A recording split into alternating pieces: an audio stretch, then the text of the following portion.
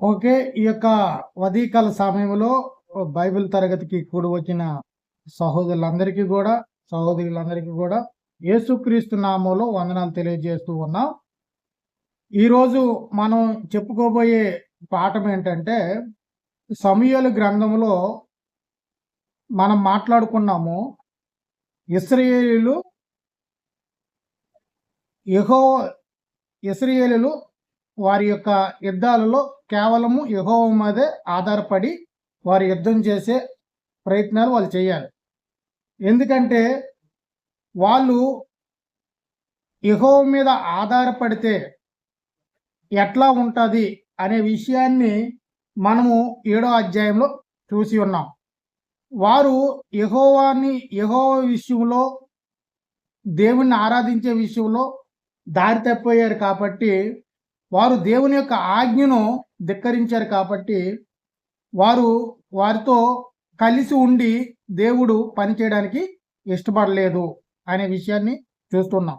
ఎప్పుడైతే సమూయేలు వారిని హెచ్చరించిన వెంటనే వారి హృదయం అనేది మళ్ళీ దేవుని వైపుకి తిప్పబడినప్పుడు వాళ్ళతో దేవుడు పనిచేయడానికి ఇష్టపడ్డాడు. కాబట్టి వారిలో పాపం ఉన్నంత వరకు దేవుడు వారితో కలిసి పనిచేయడానికి ఇష్టపడలేదు. ఎప్పుడైతే ఆ పాపాన్ని వారు తొలగించుకున్నారో అనంతరము దేవుడు వారితో పనిచేయడానికి ఇష్టపడినట్లుగా మనం చూస్తూ ఉన్నాం. ఆ విధానంలో 7వ అధ్యాయం అంతా కూడా మనం చదువుకుంటే సమూయేలు యొక్క ప్రార్థన ఇశ్రాయేలు కోసం చేసినట్లుగా మనం చూస్తాం. అనంతరము వారు ఎప్పుడైతే వారి దగ్గర ఉన్న విగ్రహములను, అన్ని దేవతా విగ్రహములను వారి వద్ద నుంచి తీసి పారేశారో, దానికి తర్వాత వారు దేవుని ఆజ్ఞకి లోబడతామని ఇష్టపడినప్పుడు, దేవుని మాటకి కట్టుబడి మేము ఉంటామని అన్నప్పుడు వారి వద్దకి దేవుడు వారితో పనిచేయడానికి వచ్చినట్లుగా మనం చూస్తూ ఉన్నాం. కాబట్టి వారితో పనిచేసిన తర్వాత యుద్ధం చేస్తే యుద్ధంలో వారికి జయం వచ్చిందా రాలేదా? 7వ అధ్యాయంలో వారికి జయం వచ్చింది. కాబట్టి వారందరినీ కూడా ఎట్లాగా నాశనం చేశాడు అనే విషయాన్ని 7వ అధ్యాయము 13, 14 వచనాలు చూడండి. మొదటి సమూయేలు గ్రంథము 7వ అధ్యాయము 13, 14. ఎలాగున ఫిలిష్తీయులు అనపబడిన వారే ఇశ్రాయేలు సరిహద్దులకి తిరిగి రాక ఆగిపోయేది. సమూయేలు ఉండిన దినములన్నిటిను యెహోవా హస్తము ఫిలిష్తీయులకు విరోధముగా ఉండెను. సమూయేలు ఉన్న దినములన్నిటిలో కూడా యెహోవా హస్తము ఫిలిష్తీయులకు విరోధంగా ఉండెను. కాబట్టి 12వ వచనం ఒకసారి చదవండి. మరి 12 అంటే, అప్పుడు సమూయేలు ఒక రాయి తీసి మిష్పాకును షెనూకును మధ్య దాన్ని నిలిపి, ఇంతవరకు యెహోవా మనకు సహాయం చేసినని చెప్పి దానికి ఎబెనేజరు అని పేరు పెట్టెను. యెహోవా వీళ్ళకి ఎలాంటి సహాయం చేశాడు అన్నదాన్ని చూసుకుంటే 10వ వచనం చదవండి. సమూయేలు దహనబలి అర్పించుచుండగా ఫిలిష్తీయులు యుద్ధము చేయుటకై ఇశ్రాయేలు మీదకు వచ్చిరి. అయితే యెహోవా దినమున ఫిలిష్తీయుల మీద మెండుగా ఉరుములు ఉరిమించి వారిని తారుమారు చేయగా వారు ఇశ్రాయేలు చేత ఓడిపోయి. ఏంటి దేవుడు చేసే కార్యం ఏంటంటే, దేవుని యొక్క ప్రజలు కేవలము యుద్ధంలో నిలబడితే చాలు, దేవుడే సమస్తమును కూడా జరిగిస్తాడు. అంటే ఆ ఫిలిష్తీయులని ఎలా ఓడించాలో దేవునికి తెలుసు కాబట్టి ఫిలిష్తీయులనే తారుమారు చేసినట్లుగా మనం చూస్తూ ఉన్నాం. కాబట్టి ఇక్కడ యుద్ధం చేసేది ఎవరు? ప్రాముఖ్యంగా దేవుడే. ఇశ్రాయేలు పక్షమున యుద్ధం చేసేది దేవుడే. ఏ యుద్ధంలోనైనా ముందుగా యుద్ధం చేసేది దేవుడే. ఇశ్రాయేలు పక్షాన యుద్ధం చేసేది దేవుడే. అందుకే ఇశ్రాయేలీయులు దండ్లోనికి వచ్చినప్పుడు, మందసం రాగానే ఫిలిష్తీయులు ఏమన్నారు?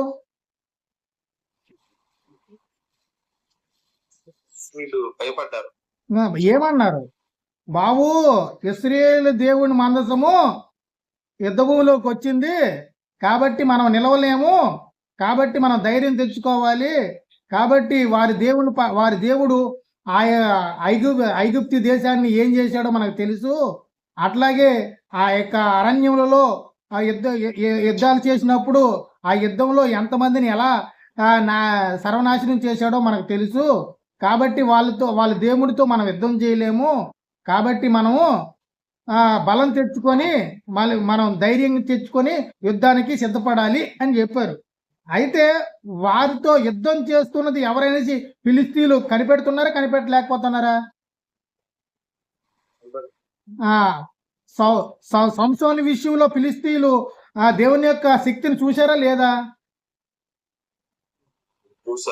ఓకే, ఫిలిస్తీన్లు సంసోను విషయంలో, సంసోను యొక్క జీవన విధానంలో ఫిలిస్తీన్ల యొక్క సంసోను ఎంత బలవంతుడు, ఇశ్రాయేలు దేవుడు సంసోనికి ఎంత బలాన్ని ఇచ్చి ఉన్నాడు అనే విషయాన్ని ఫిలిస్తీన్లు చూశారు. కాబట్టి ఫిలిస్తీన్లు చూసిన విషయాలని చక్కగా వాళ్ళు అవగాహన చేసుకొని ఏం చేస్తున్నారు, ఇశ్రాయేలు దేవునితో మనం యుద్ధం చేయటం అసాధ్యము. కాబట్టి వారి దండులోకి దేవుడు వచ్చేసాడు అనేసప్పటికీ వాళ్ళు భయపడ్డారా లేదా? అయితే భయపడిన ఇశ్రాయేలు మీద విజయం ఆ సమయంలో ఎవరు సాధించారు? మనసు ఉన్నంత మాత్రాన విజయం వస్తుందా? ఎప్పుడు విజయం వస్తుంది? దేవుని మాట విన్నప్పుడే. వారి పాపాన్ని వారి వద్ద నుంచి తొలగించుకున్న తర్వాత విజయం అనేది వాళ్ళతో దేవుడు వాళ్ళతో పని చేస్తేనే విజయం వస్తుంది. వాళ్ళతో ఉన్నప్పుడే దేవుడు విజయం వస్తుంది. కాబట్టి దేవుడు వాళ్ళతో లేనప్పుడు ఆ మందసం ఉన్నా లేకపోయినా ఒకటే.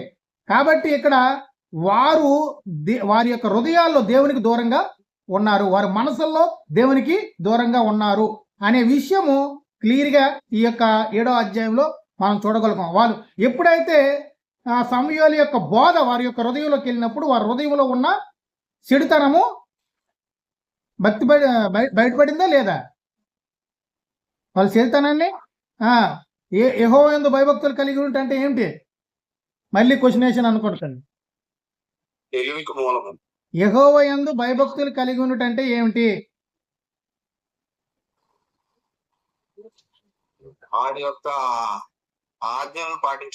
ఓకే, చెడుతనమును విసర్జించుటియే,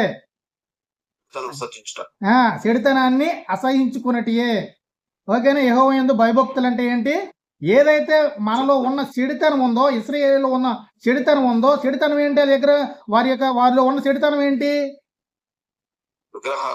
విగ్రహారాధన అనే చెడుతనము వారిలో ఉంది. విగ్రహారాధన అనేదే దేవునికి అసహ్యమైన కార్యక్రమం.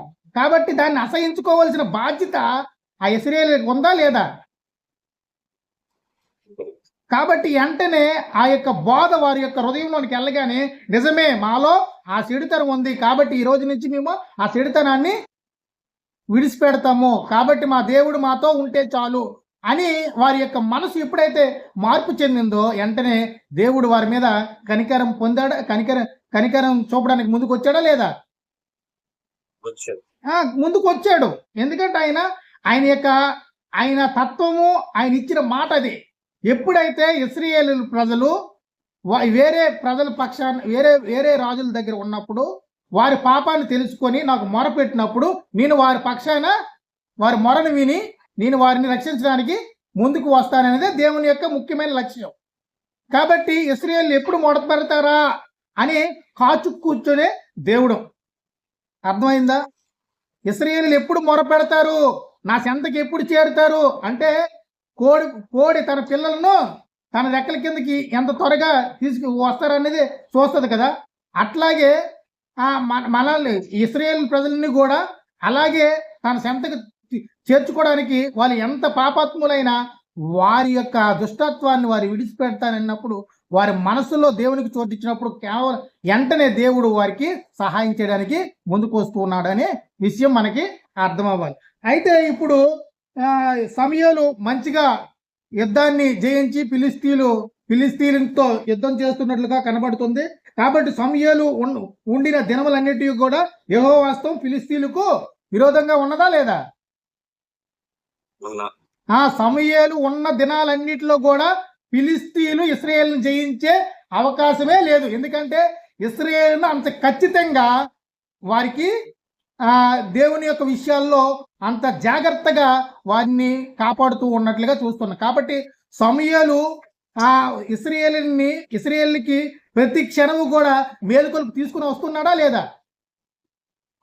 బాబు, మనము దేవునికి దూరంగా ఉండకూడదు, దేవుని పక్షానే ఉండాలి, మన పక్షాన యుద్ధం చేసేది దేవుడు మాత్రమే, మీకు న్యాయం తీర్చేది దేవుడు మాత్రమే అని స్పష్టంగా ఆయన వివరిస్తూ ఉన్నట్లుగా కనబడుతుంది. కాబట్టి సమూయేలు ఉన్న దినాలన్నింటిలో కూడా ఫిలిస్తీన్లు యుద్ధం చేయడానికి వచ్చిన వారు నిలవలేకపోయారనేది మనం అర్థం చేసుకున్నాం. కాబట్టి వారికి ఫిలిస్తీన్ల మీద దేవుడు యెహోవా విరోధంగా ఉన్నాడనేది మనకు అర్థమవుతుంది. కాబట్టి ఈ యొక్క కాలంలో న్యాయాధిపతిగా బాగా స్థిరపడినట్లుగా మనం 15వ వచనం చూడండి.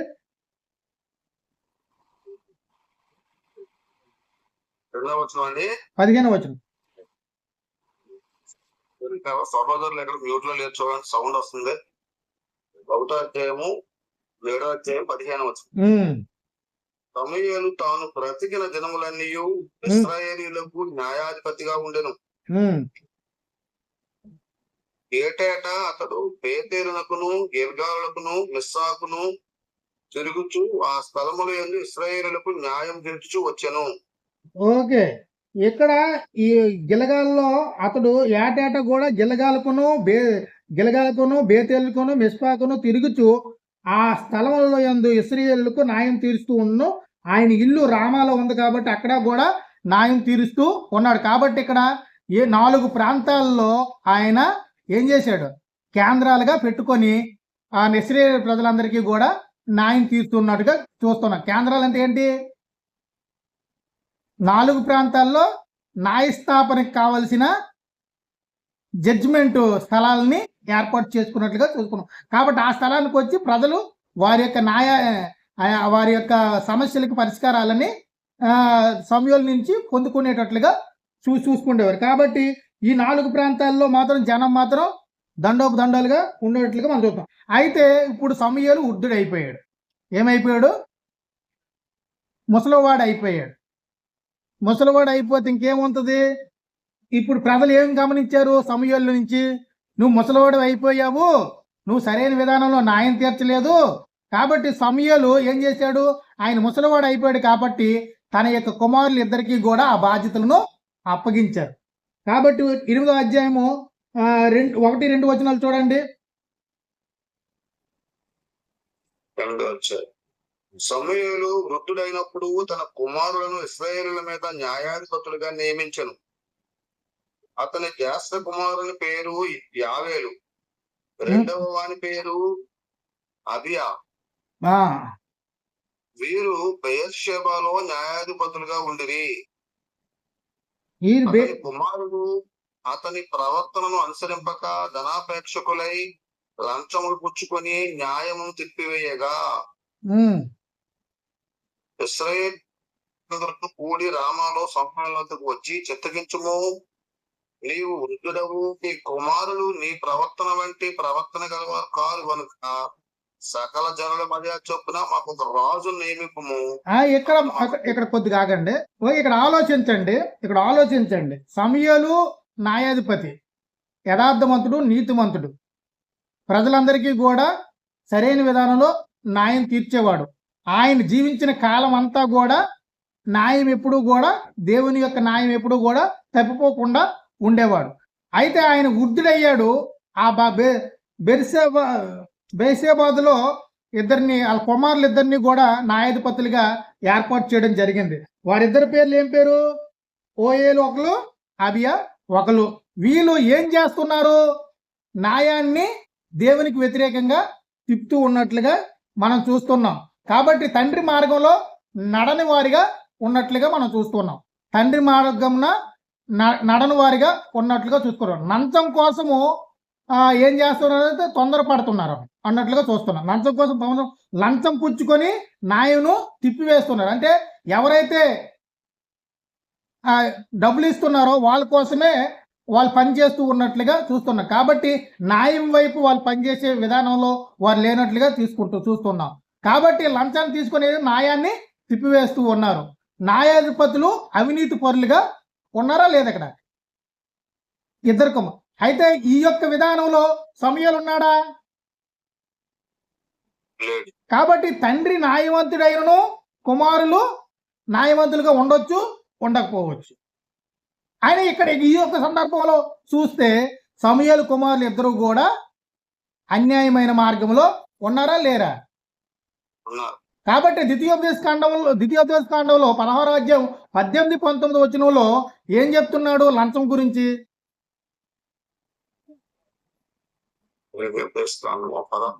16వ అధ్యాయము 18-19. ద్వితీయోపదేశ కాండము 16వ అధ్యాయం 18-19.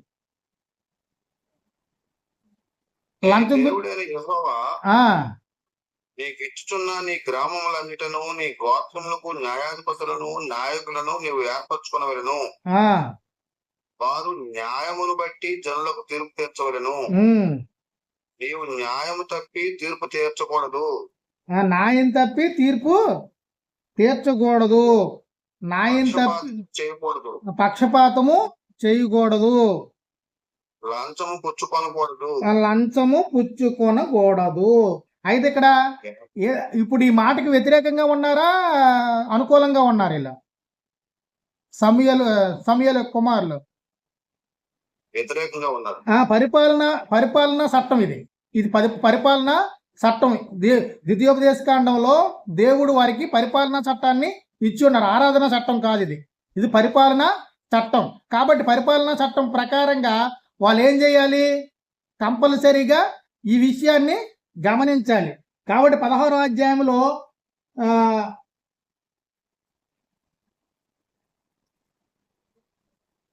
18వ వచనంలో నీ దేవుడైన యెహోవా నీకు ఇచ్చిన గ్రామాలన్నిటిలో నీ గోత్రములకు నాయకులను నీవు ఏర్పరచుకునవలెను. ఈ విషయాన్ని ఎక్కడ చూసాము మనము?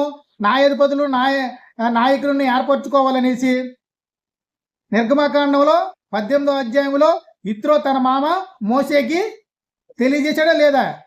10 మందికి ఒక న్యాయాధిపతిని, 50 మందికి ఒక న్యాయాధిపతిని, 100 మందికి ఒక న్యాయాధిపతిని, 1000 మందికి ఒక న్యాయాధిపతిని నువ్వు ఏర్పరచుకుంటే నువ్వు న్యాయాన్ని ఈ యొక్క ప్రజలకి తీర్పులను ఆ న్యాయాన్ని చక్కగా తీర్చగలవు. పెద్ద పెద్ద వాదాలు ఏమై ఉంటే వాటిని నీ వద్దకు వస్తే నువ్వు ఈజీగా పరిష్కరించగలవు. లేకపోతే ఇలా పరిష్కరించావంటే నువ్వు ఎప్పటికీ కూడా న్యాయాన్ని ప్రజలకి తీర్చలేవు. వాళ్ళు ఆకలితో చచ్చిపోయి నీకు న్యాయం కోసం ఎదురు చూసుకొని ఉండవలసిన అవసరం ఉంటుంది అని చెప్పినప్పుడు ఆ పద్ధతి ప్రకారంగా న్యాయాధిపతుల్ని మోషే ఏర్పాటు చేశాడా లేదా?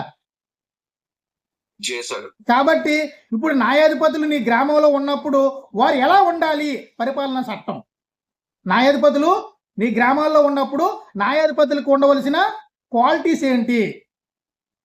కాబట్టి న్యాయాధిపతులు ఇలాగే తీర్పు తీర్చాలి అని చెప్పినప్పుడు ఏమని చెప్తున్నారు? వారు న్యాయమును బట్టి జనులకు తీర్పు తీర్చవలను. దేన్ని బట్టి? న్యాయాన్ని బట్టే. ఎవరైతే ఎవరి న్యాయాన్ని బట్టే తీర్పు తీర్చాలనే ఒక క్వాలిటీ వాళ్ళలో ఉండాలి. ఎల్లప్పుడూ కూడా న్యాయం వైపే నిలబడతాను అనే మనస్తత్వం వాళ్ళలో ఉండాలి. తర్వాత నీవు న్యాయం తప్పి తీర్పు తీర్చకూడదు, పక్షపాతము చేయకూడదు. అంటే ఒకరి పక్షాన్ని నిలబడి ఇంకొకరు అన్యాయంగా ప్రవర్తించును వాడి వైపు నిలబడి న్యాయాన్ని దుర్వినియోగము చేయకూడదు అని చెప్తున్నాడు. నీవు న్యాయం తప్పి తీర్పు తీర్చకూడదు, పక్షపాతం చేయకూడదు, లంచం పుచ్చుకొనకూడదు. ఏలయనగా లంచము జ్ఞానుల కన్నులకు గుడ్డుతనము కలుగు చేయును. లంచము జ్ఞానుల కన్నులకు గుడ్డుతనము కలుగు చేయును. కాబట్టి నీతిమంతుడు మాటలకు అపార్థము పుట్టును. కాబట్టి నీతిమంతుడిని నువ్వు అన్యాయంగా శిక్షకి అప్పగించేవాడుగా అవుతావు. కాబట్టి మనము న్యాయం విషయంలో చాలా జాగ్రత్తగా ఉండాలనేది ఇశ్రాయేలు ప్రజలకి పరిపాలన చట్టంలో ఖచ్చితంగా ఉందా లేదా? నీవు జీవించి నీ దేవుడైన యెహోవా నీకిచ్చి ఉన్న దేశమును స్వాధీనపరుచుకున్నట్లు కేవలం న్యాయమునే అనుసరించి నడుచుకోవలను. అంటే పరిపాలన చట్టంలో న్యాయాన్ని ఎట్లా న్యాయాధిపతి నిర్వహించాలి అనే విషయాన్ని స్పష్టంగా ఇక్కడ చెప్తూ ఉన్నట్లుగా చూస్తున్నాం. కాబట్టి నిర్గమాకాండం 23:8 ఒకసారి చదవండి. నిర్గమాకాండము 23:8. 23.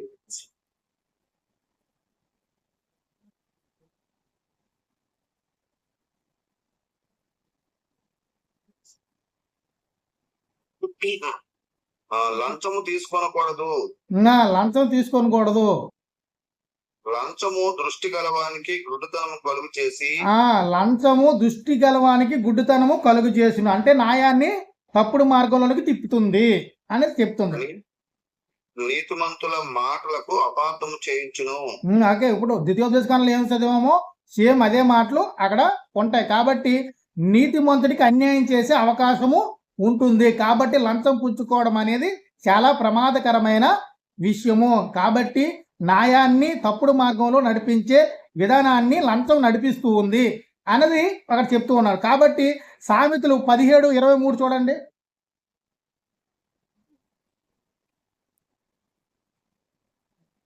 సామెతలు 17:23. న్యాయ విధులను చెరుపుటకై దుష్టుడు ఒడిలో నుండి లంచం పుచ్చుకొనును. దేని తీసుకుంటాడరా లంచము? లంచం ఎవరికి దేనికి అవసరము? న్యాయాన్ని తిప్పివేయడానికే లంచం.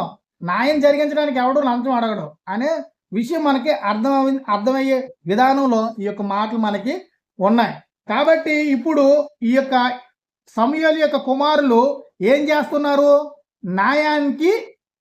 న్యాయాన్ని దుర్వినియోగం చేస్తూ ఉన్నారు. అయితే ఏలీ కుమారులు ఎలాంటి ప్రవక్తను కలిగి ఉన్నారు? ఏలీ కుమారుల గురించి మాట్లాడుకున్నాం కదా. ఏలీ కుమారుల గురించి వాళ్ళు వ్యభిచారులు, వీళ్ళు న్యాయం తప్పు. అలాగే దేవుని యొక్క వాళ్ళు ఏం చేస్తారంటే దేవుని విషయంలో ఏదైతే ఆరాధన క్రమానికి దేవునికి ఎలా బలులు అర్పించాలో అది అక్రమ విధానంలో వారు నడుచుకునేవాళ్ళు. కాబట్టి ఆరాధన విధానానికి తూట్లు పొడిచేవారు. కాబట్టి అక్రమమైన విధానంలో ఆరాధన పద్ధతులను జరిగించేవారు. ఇక్కడ పరిపాలనా విధానంలో వీళ్ళు తప్పుడు మార్గంలో నడుచుకుంటున్నారు. వాళ్ళైతే దేవునికి ఆరాధన విధానంలో తప్పుడు మార్గాన్ని అనుసరిస్తూ ఉన్నారు. కాబట్టి ఇక్కడ పరిపాలనా మార్గంలో తప్పుడు విధానంలో అనుసరించిన వీరి విషయంలో దేవుడు సంతోషంగా ఉంటాడా, విరోధంగా ఉంటాడా? విరోధంగా ఉంటాడు. ఇక్కడ మనకు అర్థమైపోయింది. అయితే ప్రజలు ఎలా ఉన్నారు? ప్రజలు మంచి తెలివైన వారుగా ఉన్నారా లేదా ఈ విషయంలో? అయ్యా, సమూయేలుతో మాట్లాడినప్పుడు నువ్వు న్యాయాధిపతివే, మంచిదే, నువ్వు ముసలివాడివి అయిపోయావు. కాబట్టి నీవు ఒకవేళ చనిపోతే, ముసలివాడు అయిపోయిందా, చనిపోతాడా లేదా? వాళ్ళు ఏం గమనించారు? వాళ్ళంటే సమూయేలు యొక్క వృద్ధాప్యాన్ని గమనించుకొని నువ్వు ఒకవేళ చనిపోతే నీ కుమారులే మాకు న్యాయాధిపతులుగా ఉంటే వారు మమ్మల్ని సరైన విధానంలో పరిపాలన చెయ్యరు. వారి న్యాయము మేము కల్లారా చూస్తూ ఉన్నాము. వారు ఎలాంటి వారు బాబు? వారు ఒకరి దగ్గర డబ్బులు తీసుకొని ఇంకొకడికి న్యాయం చెప్పే లంచగొండెలు. కాబట్టి వాళ్ళ నుండి మమ్మల్ని విడిపించడానికి మాకొక సర్వలోక మర్యాద చొప్పున సర్వదేశాలకి ఎలాగైతే ఒక రాజు ఉన్నాడో ఆ రాజును మాకు ఏర్పాటు చేసి ఆ రాజు మా మీద పరిపాలన చేసి సరైన న్యాయాన్ని మాకు తెలియజేస్తాడు అన్నప్పుడు వెంటనే సమూయేలుకి ఏమనిపించింది? బాధ అనిపించేసింది. 6వ వచనం, 8వ అధ్యాయం 6వ వచనం. చాలా బాధపడిపోతాడు. న్యాయము తీర్చుటకై రాజును నియమింపమని వారు అనిన మాట సమూయేలు దృష్టికి ప్రతికూలముగా ఉండెను. సమూయేలు యెహోవాను ప్రార్థించు. ప్రతికూలంగా ఉండినంటే ఏంటి? అనుకూలంగా లేదు. ఓకేనా? అనుకూలంగా లేదు. ప్రతికూలంగా ఉందంటే అంటే నా కొడుకుల విషయంలో వీళ్ళు ఇంత ఆలోచిస్తున్నారా? నా కుమారుల విషయంలో వీరు వారి యొక్క చెడుతనాన్ని ఇంత గమనించారా? ఓకేనా? నా కుమారుల గురించి ఇంత పరిశీలన చేస్తున్నారా? అంటే న్యాయాధిపతుల యొక్క జీవితాలని ప్రజలు చూస్తున్నారా, చూడట్లేదా? గాలి వదిలేస్తానరా? చూస్తున్నారు. ప్రజలు మాత్రం ప్రతి ఒక్క నడతను కూడా కనిపెడుతూ ఉన్నారు. కాబట్టి సమూయేలు న్యాయాధిపతి అయినా సమూయేలు కుమారులు కూడా సమూయేలు వంటి విధానంలో లేరనే విషయాన్ని ప్రజలు గమనిస్తూ ఉండడం ద్వారా వీరిని మాకు న్యాయాధిపతులుగా ఇంకా కొనసాగిస్తే, ఈయన ముసలివాడు అయిపోన్నాడు కాబట్టి కొద్దిగా తగ్గున్నారు, కాబట్టి ఈయనే లేకపోతే, సమూయేలే లేకపోతే వాని కుమారులు అసలు వాళ్ళ దుర్మార్గతకి అంతులు లేకుండా పోతాయి. కాబట్టి ఈ యొక్క విషయాన్ని ఇప్పుడే కట్టడి చేసుకుందాం. సమూయేలు బతికున్నప్పుడే దీనిపైన పరిష్కారాన్ని తెచ్చుకుందాం. ఎందుకంటే వాళ్ళ కుమారులు మనకి న్యాయాధిపతులుగా ఉండడానికి అవకాశం లేకుండా సమూయేలుతో ఇప్పుడే ఒక తీర్మానం చేసుకుందాం అనేసి ప్రజలు జ్ఞానం కలిగి ఉన్నారా లేదా? జ్ఞానం కలిగి ఉన్నారు. ఎందుకంటే నువ్వైతే సరైన విధానంలో న్యాయం చేసావు, నీ మాటకి ఇన్ని దినాలు కూడా మేము కట్టుబడి ఉన్నాం. కాబట్టి నీ కుమారులు అయితే మా దృష్టికి మంచివారు కాదు. వారు న్యాయం చేసే పద్ధతి సరైన విధానంలో లేదు. కాబట్టి వారి విషయంలో మేము ఇష్టపూర్వకంగా లేము, మా మీద అధికారులుగా ఉండడానికి ఇష్టపూర్వకంగా లేము. వారిని మా మీద తొలగించి మాకు ఒక రాజుని నియమించు, సర్వలోక మర్యాద చొప్పున మాకు ఒక రాజుని నియమించు. ఆ రాజు మమ్మల్ని న్యాయం తప్పకుండా పరిపాలన చేస్తాడు. ఎందుకు ప్రజలు అడిగారు ఈ విషయాన్ని? సమూయేలు కుమారులు సరైనటువంటి జీవితం కలిగి ఎప్పుడైతే న్యాయాధిపతులు సరైన విషయాలు లేవు, ప్రజలకి గ్రంథం పైన అవగాహన ఉంది, వాక్యం పైన అవగాహన ఉంది. ఓకేనా? ప్రజలకి వాక్యం పైన అవగాహన ఉంది కాబట్టి వారికి వాక్యం గుర్తొచ్చింది. ఏ వాక్యం గుర్తొచ్చి ఉంటది? ఇందాక మనం చదివినటువంటి వాక్యాలు. అది కాదు, వాళ్ళకి దేవుడు ఇచ్చిన వాగ్దానం గుర్తొస్తుంది. వాగ్దానం ఏంటి?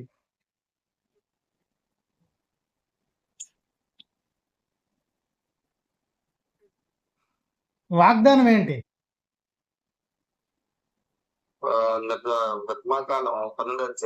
ద్వితీయోపదేశ కాండము 17వ అధ్యాయం 14-20 వాగ్దానం చూడండి. ద్వితీయోపదేశ కాండం ఎన్నో అధ్యాయం అండి? 17వ అధ్యాయము 14-20 చూడండి.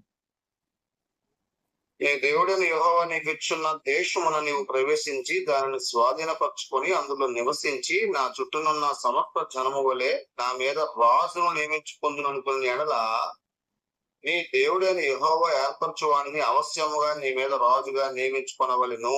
ఏంటి ఇది గుర్తొచ్చిందా లేదా ప్రజలకి? దేవుడు మనకి ఒక అవకాశాన్ని దయచేశాడు. న్యాయాధిపతులు ఎప్పుడైతే న్యాయంగా లేకపోతే మన మీద సర్వలోక మర్యాద చొప్పున, అంటే సర్వలోకంలో ఉన్న రాజ్యాలకి ఎలాగైతే ఫిలిస్తీన్ దేశానికి ఒక రాజు ఉన్నాడో, ఐగుప్తు దేశానికి ఒక రాజు ఉన్నాడో, లేకపోతే ఇతర దేశాలన్నిటికీ రాజుల పరిపాలన ఉందో, అలాంటి పరిపాలన తెచ్చుకోవడానికి దేవుడు మనకి ఒక వాగ్దానము చేసి ఉన్నాడు. కాబట్టి ఆ మాటను అనుసరించి మనం రాజును అడగవలసిన అవసరము ఉంది. ఎవరి దగ్గర అడుగుతున్నారు వీళ్ళు?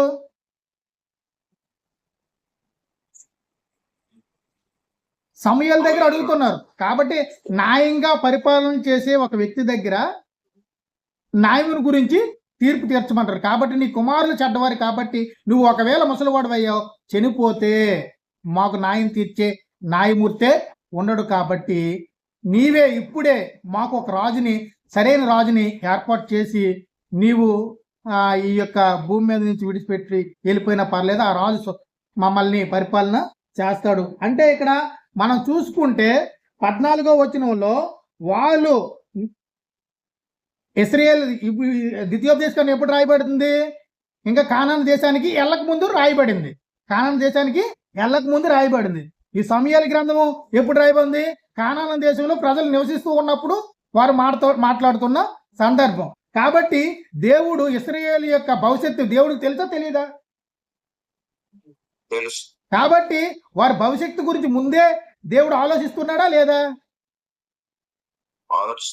వారి భవిష్యత్తు గురించి దేవుడు ముందుగానే ఆలోచిస్తున్నాడు కాబట్టి వారు కొన్ని సంవత్సరాల తర్వాత వాళ్ళు ఎప్పటికైనా మాకు దేవుడు కావాలి, రాజు కావాలని అడుగుతారు అనే తీర్మానము దేవునికి ముందుగానే తెలుసు కాబట్టి ముందుగానే ఆ ఇసులుబాటుని కలిగించారా లేదా? అందుకే 14వ వచనంలో చూసుకుంటే వాళ్ళు చూసుకుంటే నీ దేవుడైన యెహోవా ఏర్పరచువాడిని ఆవశ్యకంగా నీ మీద రాజుగా నియమించుకోవాలను. రాజుగా నియమించాలంటే ఏం చేయాలి? ఎవరిని పడితే వారిని రాజుగా నియమించుకోవడం. ఈ రాజుని నియమించుకోవలసిన పరిపాలనా చట్టం ఇక్కడ రాయబడి ఉంది. ఇందాకేం చూసామమ్మా? న్యాయాధిపతిని నియమించుకునే పరిపాలనా చట్టం చూసాం.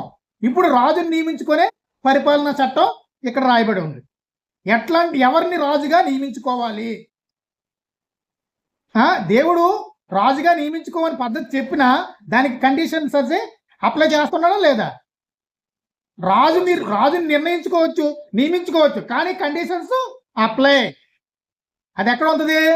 చిన్నగా పెద్ద వాల్ పోస్టర్ ఉంటుంది, మంచి అందంగా కనబడుతుంది, కానీ కండిషన్స్ అప్లై అని ఎక్కడ ఉంటుంది? ఎక్కడో కనబడిన స్థితిలో కండిషన్స్ అప్లై అని రాయబడింది. ఆ కండిషన్ కానీ వీళ్ళు కనిపెట్టకపోండి అనుకో, రాజు పరిపాలన ఏమవుతుంది? రాజు వచ్చినా రాజు యొక్క పరిపాలనలో కూడా వీళ్ళంతా సంతోషంగా ఉండే అవకాశం ఉండదు. ఎప్పుడైతే కండిషన్స్ అప్లై చేసుకున్నారో అప్పుడే రాజు పరిపాలన కూడా వారి జీవితంలో సంతోషకరమైన విధానంలో కొనసాగుతుంది. కాబట్టి ఎవరు రాజుగా ఉండాలి? 15వ వచనంలో నీ సహోదరుల్లోనే ఒకరిని నీ మీద రాజుగా నియమించుకోవాలి. నీ సహోదరుల్లోనే ఒకరిని నీ మీద రాజుగా నియమించుకోండి. ఎవరిని? ఇతర ఫిలిస్తీన్ దేశంలో కానీ, అమోరియల్ దేశంలో కానీ, ఐగుప్తు దేశంలో కానీ, ఇంకా ఏ యొక్క దేశ ప్రజల్లో కానీ ఒక మంచి బలవంతుడైన రాజుని తీసుకుని వచ్చి వీళ్ళ మీద పరిపాలన చేయడానికి రాజుగా నియమించుకోవడానికి అధికారం ఉందా? కేవలము ఇశ్రాయేలు యొక్క ప్రజల్లో నుండే, మీ సహోదరుల్లో నుండే మీరు ఒకరిని రాజుగా నియమించుకోవాలి. మీ సహోదరులే మిమ్మల్ని పరిపాలన చెయ్యాలి. ఇప్పుడు ఉన్నాయా లేవో కుల చట్టాలు ఉన్నాయా లేవా? కుల చట్టాల్లో ఏముంది? అప్పుడు అరకు మన్యం ప్రాంతాల్లో భూములు అమ్మకూడదు. భూములు ఎవరు కొనుక్కోవాలి? వాళ్ళే తీసుకోవాలి. ఎవరు పడితే వాళ్ళు కొనుక్కోవడానికి అవకాశం లేదు. కేవలం ఆ చట్టంలో దేవుని చట్టం అక్కడ నియమించారు. ఎందుకంటే వారి భూములు వారి యొక్క సహోదరులు మాత్రమే కొనుక్కోవాలట. ఇంకొకరు కొనుక్కోవడానికి అవకాశం లేదు. ఇంకొకరు కొనుక్కుంటే ఏమవుతుందట? ఆ భూముల్ని వారి స్వాధీనంలో తెచ్చుకొని మొత్తం వీరి యొక్క మనుగడని పూర్తిగా నాశనం చేయడానికి అవకాశం ఉంటుందనేసి గిరిజన చట్టాల్లో ఈ చట్టాన్ని, బైబిల్ చట్టాన్ని ఏర్పాటు చేశారు. కాబట్టి వారి సహోదరు భూములు వాళ్ళు మాత్రమే కొనుక్కోవాలి. కాబట్టి ఎమ్మెల్యే ఎవరు ఉండాలి? జనరల్ ఎవరు? ఎప్పుడు కూడా ఎస్టీ వారినే కేటాయిస్తారు. కాబట్టి జనరల్ని ఎప్పటికప్పుడు మార్చేద్దామని జనరల్ని పెట్టరు. కేవలం ఎస్టీ మాత్రమే వాళ్ళకి ఎమ్మెల్యే ఉండాలి అన్నది కాబట్టి ఎంపీ కూడా ఎస్టీ మాత్రమే ఉండాలి అన్నది ఒక నియమం వాళ్ళ యొక్క గిరిజన చట్టంలో నుంచి అంబేద్కర్ రాసినట్లుగా చూస్తూ ఉన్నాం. కాబట్టి ఇక్కడ రాజుగా నియమించుకోవాలంటే ఏం చేయాలి? వారి ప్రజల్లోనే వారి యొక్క సహోదరుడిని రాజుగా నియమించుకోవాలి. తర్వాత అన్యుడిని నీ మీద నియమించుకోకూడదు. కాబట్టి తర్వాత 16వ వచనము, అతడు గుర్రమును విస్తారంగా సంపాదించవలదు. ఏమంటాను మళ్ళీ? గుర్రములు ఉంటే కదా యుద్ధానికి బాగుంటుంది. ఇప్పుడు గుర్రమును సంపాదించవద్దని తెలగొద్ది. ఎందుకంటే దేవుడు ఆ రాజుకు తోడుగా ఉంటాడు కాబట్టి ఆ రాజుని నడిపించేది దేవుడే, నేనే అనేది దేవుడు చెప్తున్న కాన్సెప్ట్. అయితే ఇక్కడ గుర్రాలను ఎక్కువగా సంపాదించుకోకూడదు. తర్వాత గుర్రములను హెచ్చుగా సంపాదించుటకు గాను జనులను ఐగుప్తునకు తిరిగి వెళ్ళనీయకూడదు. ఇంకోటి ఏంటి? ఐగుప్తీనికి తిరిగి వెళ్ళనీయకూడదు. వాళ్ళు ఎక్కడి నుంచి వచ్చారు? ఐగుప్తు నుంచి వచ్చారు. కాబట్టి బాధలు వచ్చినప్పుడు, కష్టాలు వచ్చినప్పుడు, ఆ రాజు సరైన విధానంలో పరిపాలన నైపుణ్యం లేనప్పుడు, లేకపోతే ఇతర రాజులతో యుద్ధం చేసినప్పుడు, సరైన విధానంలో యుద్ధంలో ఓడిపోయినప్పుడు ప్రజలు మళ్ళీ ఐగుప్తికి పారిపోయేటట్లుగా చేయకూడదు. అంటే ఐగుప్తిలో సంపూర్ణమైన మాకు వాళ్ళకి కావాల్సిన అనుకూలమైన ప్రాంతం అనేసి వాళ్ళకి తెలుసు కాబట్టి వాళ్ళు ఐగుప్తికి తిరిగి ఎక్కడి నుంచి తీసుకొని వచ్చారో అక్కడికి వారు వెళ్ళకూడదు. అంటే ఇక్కడ అర్థం ఏంటి? మన ఆత్మీయ చట్టంలో క్రైస్తవులకి అర్థం ఏంటి? ఎవరైనా గమనించగలరు? ఆత్మీయంగా ఆలోచించాలి. అంటే ముందు ఉన్న జీవితంలో నుంచి మనం బయటకు వచ్చాము, ఆ జీవితంలోకి మనం బయట వెళ్ళకూడదు. అది కాన్సెప్ట్. ఓకేనా? ఇప్పుడు ఎవరు మనము? క్రైస్తవులమైనా మనము కూడా రాజులమా కాదా? ఓకేనా? రాజుల సమూహంలో ఉన్నవారమే. కాబట్టి మనం అందరం దేవుని కుమారులమే. ఓకేనా? కాబట్టి మనం అందరం కూడా రాజ్యాధికం యొక్క దేవుని యొక్క రాజ్యాధికమును పరిపాలనను తెలిసిన వారమే. కాబట్టి మనం ఏం చేస్తాం? మళ్ళీ వెనక్కి వెళ్ళిపోయే ప్రయత్నం ఎన్నడికి చేయకుండా మన యొక్క మనసులను స్థిరత్వం చేసుకొని దేవుని వైపే కేంద్రీకృతం చేసుకొని దేవునితోటే నడిచే జీవన విధానము మనకి ఉండాలి. కాబట్టి ఇక్కడ రాజు యొక్క కాన్సెప్ట్లో రాజు పరిపాలన చట్టంను సరైన విధానంలో ఇంప్లిమెంటేషన్ చేయాలంటే ఈ పద్ధతుల్ని అనుసరించాలా, అనుసరించకూడదా? తర్వాత చూడండి, ఇక ఏలయనగా యెహోవా ఇక మీదట మీరు ఈ తోవన వెళ్ళకూడదని మీతో చెప్పిను. వాళ్ళు ఏ తోవనైతే నడిచి వచ్చారో మళ్ళీ తిరిగి ఆ తోవన నడవకూడదు. ఓకేనా? చుట్టు ప్రాంతంలో 40 సంవత్సరాలు నడిచి వచ్చారు కదా, ఆ 40 సంవత్సరాలు నడిచి వచ్చిన త్రోవని మళ్ళీ వాళ్ళు నడిచి వెళ్ళకూడదు. ఎక్కడికి వెళ్ళకూడదు? మళ్ళీ ఐగుప్తికి. వాళ్ళ తోవ తెలిసిపోయింది కదా, ఐగుప్తి నుంచి ఎలా వచ్చామో ఎలా వెళ్ళిపోవాలో తెలీదా? నాకు అస్సాం తెలియదండి. ట్రైన్ ఎక్కాను, టికెట్ తీసుకున్నానండి, అస్సాం ట్రైన్ ఎక్కానండి, వెళ్ళిపోయానండి. మళ్ళీ అటు నుంచి రావడం నాకు తెలిసా తెలీదా? వెళ్ళిన వాడికి తెలియదా? మళ్ళీ ఎలాగైతే అలాగే మళ్ళీ సొంత ఇంటికి వచ్చేద్దడు. కాబట్టి వీళ్ళు కూడా ఆ త్రోవను నడిచి వచ్చారు కాబట్టి మళ్ళీ ఆ త్రోవను నడిచి వెళ్ళిపోయే ప్రమాదం ఉంది. కాబట్టి వాళ్ళు తిరిగి ఐగుప్తికి వెళ్లకుండా జాగ్రత్త పడవలసిన బాధ్యత మీరు ఏర్పరచుకున్న రాజుకి ఉండాలి. ప్రజలని మళ్ళీ వాళ్ళు ఎక్కడి నుంచి తీసుకుని వచ్చి ఉన్నానో ఆ ఐగుప్తు దేశానికి వెళ్లకుండా చేయవలసిన బాధ్యత రాజుది అని చెప్పినప్పుడు తర్వాత 17వ వచనం చూడండి. తన హృదయము తొలగిపోకుండానట్లు అతడు అనేకమైన స్త్రీలను వివాహము చేసుకోకూడదు. రాజు ఏం చేయకూడదు? ఏకపత్నీపరుడే ఉండాలి. ఓకేనా? అనేక స్త్రీలను వివాహం చేసుకున్నాడు అనుకో, వాడి యొక్క మనసు చెడిపేసే ప్రమాదం ఉంటది. కాబట్టి సరైన తోవలో నడిపించలేని విధానము ఉంటది. కాబట్టి ఆ విషయంలో కూడా జ్ఞానమును పోగొట్టుకునేవాడుగా అయిపోతాడు. ఓకేనా? జ్ఞానమును పోగొట్టుకునేవాడిగా అయిపోతుంది. సామెతల గ్రంథం చూసుకుంటే జార స్త్రీ యొక్క పరస్త్రీ యొక్క పరిస్థితిని గురించి దేవుడు చెప్తూ ఉన్నాడు. కాబట్టి రాజు అలాంటి విషయాల్లో దూరంగా ఉండాలి. తర్వాత ఇంకేం చేయాలి? ఎండి బంగారములను అతడు తన కొరకు బహు విస్తరింపజేసుకొనకూడదు. ఏం చేయకూడదటమ్మా? ఆస్తిని సంపాదించుకొని ధనాపేక్ష పరుడిగా ఉండకూడదు. ఎండి బంగారాలు అంటే ఆ దినాల్లో ఆస్తితో సమానం. కాబట్టి వాటిని అతడు రాజ్యసింహాసనమందు ఆసీనుడైన తర్వాత లేవీలైన యాజకులు స్వాధీనంలో ఉన్న గ్రంథమును చూసి ఆ ధర్మశాస్త్రమునకు ఒక ప్రతిని తన కొరకు రాయించుకోవలను. ఆ ప్రతి ఆ యొక్క ధర్మశాస్త్రం ప్రకారంగా ఆ ధర్మశాస్త్రాన్ని నిరంతరము ఆ రాజు లేవీలు ఎలాగైతే చదువుతారో రాజు కూడా ఏం చేయాలి? 21, 22 చూడండి. 21, 22 తాను తన సహోదరుల మీద గర్వించి ఈ ధర్మమును విడిచిపెట్టి కుడికి గాని ఎడమకు గాని తాను తొలగి ఉన్నట్లు తన దేవుడైన యెహోవాకు భయపడి శాస్త్ర వాక్యములన్నిటినీ ఈ కట్టడను అనుసరించి నడువ నేర్చుకొనుటకు అతడు తాను బ్రతుకు దినములన్నిటిను ఆ గ్రంథమును చదువుచుండవలెను. ఏం చేయాలి? నిరంతరము ఆయన పైన అభ్యాసమే. ఓకేనా? రాజు ఖాళీగా ఉండి కుర్చీ మీద కూర్చోవడం కాదు. బాబు, ఎవరికి ఏ న్యాయం, ఎవరికి ఏ పద్ధతి, నా ప్రజల యొక్క దైవికమైన విధానంలో ఎట్లా దేవుడిని ఆరాధించాలి, అట్లాగే ప్రజల యొక్క పరిపాలన స్థితిని దేవుడు నాకు ఏం చెప్పాడు, నిరంతరం ఆయన మర్చిపోకుండా ఏం చేయాలి?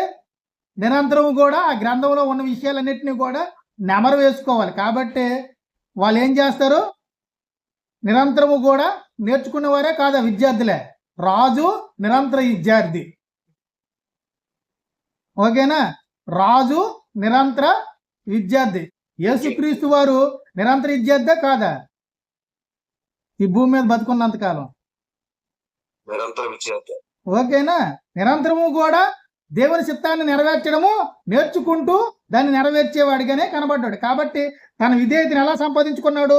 ఎబ్రీ 5వ అధ్యాయము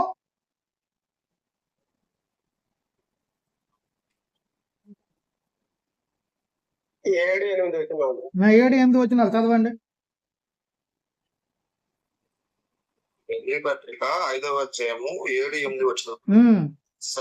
శరీరధారి రోదనముతోను కన్నీళ్లతోనూ తను మరణమును రక్షించగలవానికి ప్రార్థనను యాచనను సమర్పించి భయభక్తులు కలిగి ఉన్నందున ఆయన అంగీకరింపబడిను. భయభక్తులు కలిగి ఉన్నందున ఆయన అంగీకరింపబడ్డాడనే విషయము మనకి క్లియర్ గా అర్థం కావాలి. ఒక నిరంతరము కూడా దేవుని చిత్తాన్ని నిరంతరము కూడా ఆయన తెలుసుకుంటూ ఆయన దేవుని చిత్రాన్ని నెరవేరుస్తున్నట్లుగా మనం చూస్తున్నాం. కాబట్టి ఆయన నిరంతరం కూడా విధేయుడు అవుతున్నాడా లేదా? దేవునికి ఎలా తన యొక్క ప్రతి క్షణము కూడా బతుకుతున్న ప్రతి క్షణము కూడా దేవునికి విధేయుడు అవ్వడం ఎలాగో నేర్చుకోవాలి. కాబట్టి రాజు కూడా చేయాలా వద్దా? ఓకేనా? ఇప్పుడు మనము కూడా అదే చెయ్యాలా వద్దా? ఇంకేం కొత్తది ఏమైనా నేర్చుకోవాలా? ఓకేనా? ఇక్కడ చూసుకుంటే వాళ్ళు ఇప్పుడు సమూయేలు గ్రంథము 8వ వచనంకి వచ్చేయండి. సమూయేలు గ్రంథం 8వ వచనం.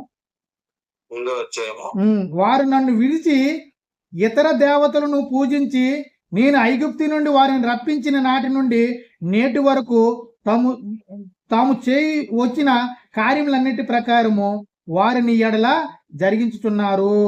కాబట్టి బాబు సమూయేలు, వారు నీ యొక్క న్యాయాన్ని వాళ్ళు విడిచిపెట్టలేదు, నన్నే వ్యతిరేకించారా లేదా? నా యొక్క పరిపాలననే వారు వ్యతిరేకిస్తున్నారు. వారు రాజుని కావాలనుకుంటున్నారంటే నన్నే ధిక్కరిస్తూ ఉన్నారు. వారు దేవుని ధర్మశాస్త్రానికి లోబడాలి అన్నది కాన్సెప్ట్ అయితే వాళ్ళు దేవుని ధర్మశాస్త్రానికి లోబడకుండా ఉన్నారు, నన్నే వాళ్ళు ధిక్కరిస్తూ ఉన్నారు అనే విషయాన్ని స్పష్టంగా ఇక్కడ చెప్తూ ఉన్నాడు. కాబట్టి నిన్ను అవమానించలేదు, నన్నే అవమానిస్తున్నారు. నా ధర్మశాస్త్రాన్ని నా పరిపాలననే వారు ఇష్టపడట్లేదు, వారి యొక్క మనుషుల పరిపాలనని వారు ఇష్టపడుతూ ఉన్నారు. కాబట్టి వారి జీవితము నీకు వ్యతిరేకంగా లేదు, నాకే వ్యతిరేకంగా ఉందని దేవుడు చెప్తే, అయితే వారు చెప్పినట్లుగా వినాలా వద్దా? అయితే వారిని ఏలబో రాజు ఎలాంటి వాడగునో నీవు సాక్షివై వారికి దృఢపరచుము. కాబట్టి మిమ్మల్ని ఏలబోయే రాజు ఎలా ఉంటాడు అనే విషయాల్ని కూడా వారికి చెప్పు, హెచ్చరించు. ఎందుకంటే దేవుని యొక్క పరిపాలనను మీరు తునికరించారు. కాబట్టి రాజు పరిపాలనలోకి వెళ్తే రాజు యొక్క చట్టం ఎలా ఉంటుంది, రాజు యొక్క దాన్ని ఏమంటారు, రాజ్య పరిపాలన విధానము ఎట్లా ఉంటది, రాజు యొక్క సిస్టమేటిక్ వ్యవహారము ఎట్లా ఉంటది, రాజు ఎట్లాగా మిమ్మల్ని పరిపాలన చేస్తాడు. కాబట్టి దేవుడు పరిపాలన చేస్తే ఏం చేస్తాడు? దేవుడు మీకు అన్ని ఇస్తాడు. రాజు పరిపాలన చేస్తే ఏం చేస్తాడు? రాజు మీ వద్ద నుంచి అన్ని తీసుకుంటాడు. మనిషి పరిపాలన చేస్తే ఏం చేస్తాడు? దేవుడు పరిపాలన చేస్తే కావలసినవన్నీ దేవుడు ఇస్తాడు. మనిషి పరిపాలన చేస్తే మీ దగ్గర తీసుకొని మిమ్మల్ని పరిపాలన చేస్తాడు. అంతే కదా? పన్ను ఎవరు కడతారో? రాజు వచ్చాడు అనుకుని పన్ను కట్టాలి ఇలా. ఓకేనా? రాజు వచ్చాడంటే రాజుకి కావలసిన అన్ని సెక్యూరిటీ సిస్టమ్స్ ఎవరు ఏర్పాటు చేయాలి? అసలే ఆ, రాజుకే సైన్యం కావాలి, రాజుని కాపాడడానికి జనం కావాలి, రాజుని కాపాడడానికి జనం వస్తే రాజు వచ్చి ఏం చేస్తాడు? ప్రజలు కాపాడుతున్నట. ఇక్కడ అదే మొత్తం 8వ అధ్యాయంలో 10 నుంచి 30, 22 వరకు మీరు చదువుకుంటే ఆ విషయాన్ని చెప్పినప్పుడు ప్రజలు ఎట్లా వారి యొక్క మనస్తత్వం ఉంది అని చూడండి. 19వ వచనం చూడండి, 18 నుంచి చూడండి. 8వ అధ్యాయం 18. 8వ అధ్యాయము 18వ వచనం. ఆ దినమున మీరు కోరుకున్న రాజును బట్టి మీరు మొరపెట్టినను యెహోవా మీ మొర్ర వినకపోవును అనెను. ఓకే, ఇక్కడ ఒక్క విషయం 17వ వచనంలో ఒక మాట ఉంది చూడండి, చివరిని మీ మట్టుకు మీరు అతనికి దాసులు అవుదురు. ఓకేనా? మీ సొంత నిర్ణయాన్ని బట్టే మీరు రాజుకి దాసులు అవుతారు. అంటేనా? మీ మట్టుకు మీరే అతనికి దాసులు అవుతారు. మీరే మీ సంపాదనని అతనికి ఇస్తారు. మీ సంపాదన ఇచ్చి అతను పోషించి అతను పెద్ద చేసి అతన్ని ఒక ఉన్నత స్థాయిలో నిలబెడతారు. కాబట్టి ఇదంతా ఆ దినమున మీరు కోరిన రాజును బట్టి మీరు మొరపెట్టిన యెహోవా మీ మొర వెనక పోవును. ఏం చేస్తారట? మీరు ఎంత మొరపెట్టినా, మా రాజు మమ్మల్ని హింసిస్తున్నాడు, మా రాజు మమ్మల్ని కష్టాలు పెడుతున్నాడు, మా రాజు మాకు ఆహారం ఇవ్వట్లేదు, మా రాజు మాకు ఇబ్బందులు పెడుతున్నాడు, మా దగ్గర దోసుకుంటున్నాడు అని మీరు ఎంత మొరపెట్టినా నథింగ్, నువ్వెవడవో నాకు తెలియదు అని దేవుడు అంటాడట. అంటే మీరు రాజు కావాలన్నారు, ఆ రాజుని మీకు ఇచ్చాను, రాజు ఎలా పరిపాలన చేస్తే అలా పరిపాలన కొనసాగించండి. ఇంకా నన్ను వచ్చి రాజు చేసే పరిపాలనలో ఇన్వాల్వ్ చేయకండి అని దేవుడు చెప్తున్నాడు. అంటే నేను వచ్చి మళ్ళీ రాజుని మళ్ళీ మనసు మార్చి మళ్ళీ అతనికి నేను ఒక ఏదో చెప్పాలి విధాలని చేయకండి. మీరు రాజు యొక్క ఆధీనంలో మీరు స్వచ్ఛందంగా వెళ్ళారు కాబట్టి మీరు స్వచ్ఛందంగా ఆయన యొక్క అధికారానికి లోబడి ఉండవలసిందే. కాబట్టి మనం అందరం కూడా ఓట్లేసి చంద్రబాబు నాయుడు గెలిపించాం కాబట్టి మనం ఏం చేయాలి? ఆయన చెప్పింది చేయాల్సిందే. ఓకేనా? ఆయన ఇచ్చేస్తాడు, వచ్చేస్తాడు, అమరావతికి ఇది పెడతాడు, మనకు ఇక్కడ ఒగ్గేస్తాడు అని అనడానికి లేదు. ఆయన ఏం చేస్తే అది చూడడం, చూసినప్పుడు సంతోషించడం, కష్టం వస్తే బాధపడడం, ఇబ్బందులు వస్తే అనుభవించడం.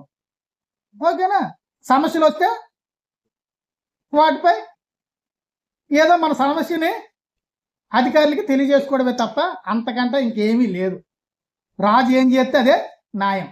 కాబట్టి ఇప్పుడు ఇక్కడికి వచ్చాడు, మీకు రాజు కావాలని చెప్పాడు. 21, 22 వచనం చూడండి, మూసేద్దాం, సమయం అయిపోయింది. అందుకే 21, 22కి వచ్చానండి. ఓకే, 8వ అధ్యాయము 21, 22. సమూయేలు జనుల యొక్క మాటలన్నింటినీ విని యెహోవా సన్నిధిని వాటిని వివరించాను. కనుక యెహోవా నీవు వారి మాటలు విని వారికి ఒక రాజును నియమించమని సమూయేలుకు సెలవీయగా మీరందరూ మీ గ్రామములకు కొండని ఇశ్రాయేలుకు సెలవిచ్చాను. ఓరే బాబు, మీరు ఇంకా అయిపోయింది, మీరు వివరించవలసినంత వివరించారు, దేవుణ్ణి మీరు ధిక్కరించేశారు, కాబట్టి మీకు రాజు కావాలన్నారు. ఆల్రెడీ దేవుడు మీకు ఇచ్చిన ఆ వాగ్దానాన్ని బట్టి, మీకు ఇచ్చిన సలహాలు సూచనలు బట్టి ఆ దేవుని యొక్క ప్రణాళికలో రాజుని మీరు ఏర్పాటు చేసుకోవాలని ఉంది. కాబట్టి రాజుని ఏర్పాటు చేసుకోమని దేవుడే అవకాశం ఇచ్చేశారు. మీరు రాజు ఎట్లా ఉంటాడో ఆ రాజు యొక్క పరిపాలనలో మీరు ఎలా ఉండాలో అని కూడా చెప్పాడు. కాబట్టి మీరు అలా చెయ్యండి, పోండి, నా దగ్గర నుంచి ఇక్కడ నాకు కనబడకండి అని చెప్పి నేను రాజుని ఏర్పాటు చేస్తాను, మీరు వెళ్ళిపోండి అనేసి పంపేస్తాడు. 9వ అధ్యాయం నుంచి రాజుని ఎట్లా ఏర్పాటు చేస్తాడు సమూయేలు అనేది మనం చూద్దాం. అంతవరకు ఓపుతో ఉన్న మీ అందరికీ కూడా యేసుక్రీస్తు నామములో వందనాలు.